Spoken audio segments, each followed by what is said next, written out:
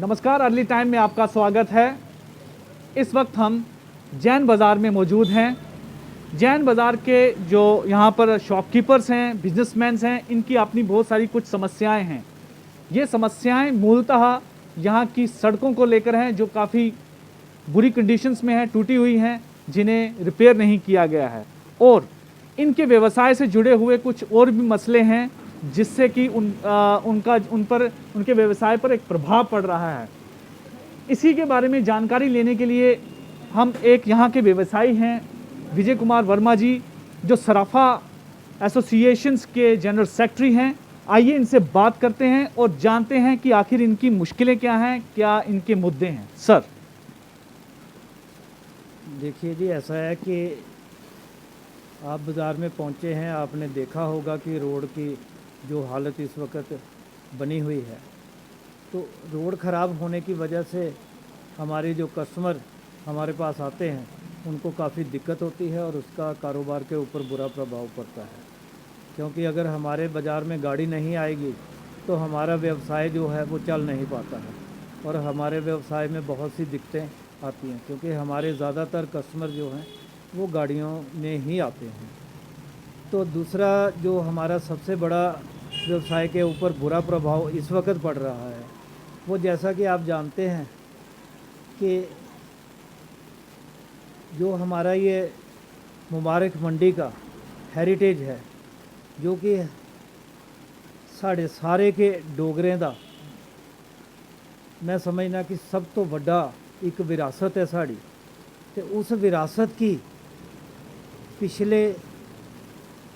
पिछले या सरकारां ਜਿਹੜੀਆਂ ਰਹੀਆਂ ਨੇ, ਉਹਨਾਂ ਸਰਕਾਰਾਂ ਨੇ ਉਸ ਵਿਰਾਸਤ ਨੂੰ ਡੈਮੇਜ करने का काम किया, उसनों सुधार करने का काम नहीं किया। तो असे तो इत्थे के जम्मे पले दे लोग हाँ, असे साड़ा तो बचपन के जड़ा वो मुबारक मंडी दे अंदर खेलते हुए बीते है। तो असे अगर 50 साल पुरानी अपनी यादाश्त दौड़ाने हाँ, तो असे दिखने हैं कि जो मुबारक मंडी का एक चार्म हा, एक उसकी रुतबा हा, एक उसका नज़ारा है, वो अज दिखिए तो अखां चों अथरू निकली आते हैं कि अज उसकी इन्नी माड़ी पोजीशन हो गई है। तो मैं तुहाडे जरिए LG साहब कन्नै ये बेनती करन कि तुस ये साड़ी जेड़ी जम्मू की डोगरें की विरासत है, जेड़ी कि मैं समझना शायद विश्व दियां जितनियां विरासत ने बड़ियां बड़ियां, उनदे विचा एक ये साड़ी मुबारक मंडी है। तो इस मुबारक मंडी की जल्द कोला जल्द इसकी पुरानी शेप दे विच इसी लियाता जाए।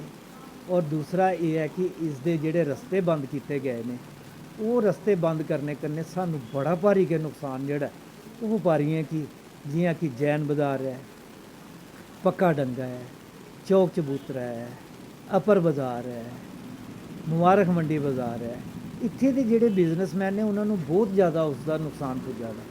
तो साड़ी LG साहब अगे ये भी बेनती है कि जी है कि ये जेड़े दरवाजे ने ये जल्द कोला जल्द खोले जाने चाहिए ने, ताकि गाड़ी का जेड़ा आना जाना इत्थे बने दा वो एक बारी फिर दोबारा जेड़ा उस तरीके कन्नै बने। कारोबार नुकसान होने कन्नै तुसें जियां कि जानते हो कि GST का भी गौरमेंट को नुकसान पुजू, इनकम टैक्स का भी गौरमेंट को नुकसान पुजू, तो व्यापारियों को तो नुकसान पुजे करता है। तो इस वास्ते साड़ी ये बड़ी भारी बेनती है कि इस रोड की भी अच्छे तरीके कन्नै जड़ी इसकी मरम्मत वगैरह जो भी इसनों गवर्नमेंट ने प्रोजेक्ट बनाए दा, जो भी नालियाँ वगैरह करनी है, दूसरा करना, वो भी जल्दी करन। ये सुनाओ सर कि ये रोड की जी खस्ता हालत है, टुट्टी दी है, ये कदों दा ऐसी स्थिति है और के वजह है कि ये अलग अलग जगह इयां टुट्टी दी पेदी है? देखो, रोड की गल ये है कि रोड काफ़ी देर तो इस बाज़ार दे विच इहदे उत्ते ब्लैक टॉप नहीं हो सकी है। उसके कारण के ने ये तो डिपार्टमेंटां नूं ज़्यादा पता हुंदा है।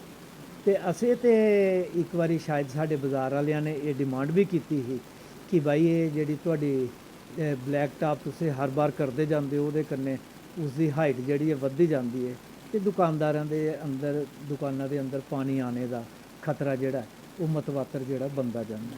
तो उन्होंने कोशिश की थी कि शायद इसी कि थोड़ा डाउन करिए तो फिर ब्लैक टॉप की जाए।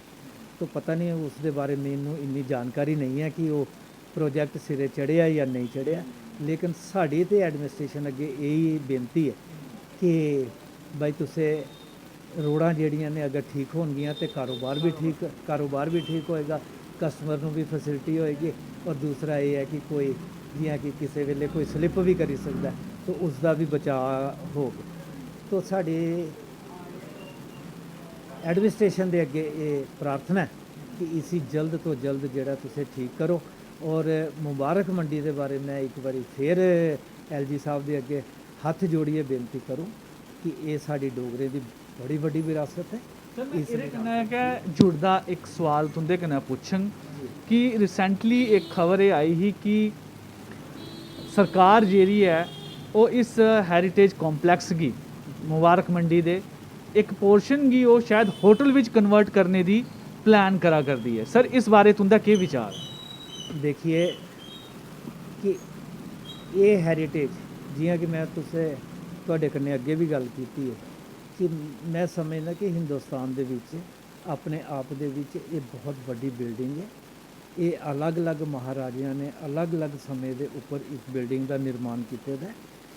इत्थे ते असें जियां सुने दा असें कि जेड़े राजे है वो घोड़े दे उपर अपने दरबार दे अंदर आंदे है, घोड़े दे उपर चढ़िए दरबार दे अंदर आंदे है।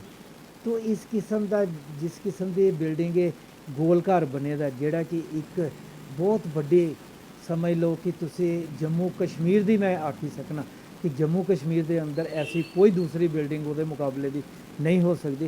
गोल घर इतनी शानदार बिल्डिंग बनी दी है जी, लेकिन यह है कि रख रखाव नहीं होने की वजह कन्नै इस बिल्डिंग के बड़ा भारी नुकसान पुज्जे करता है।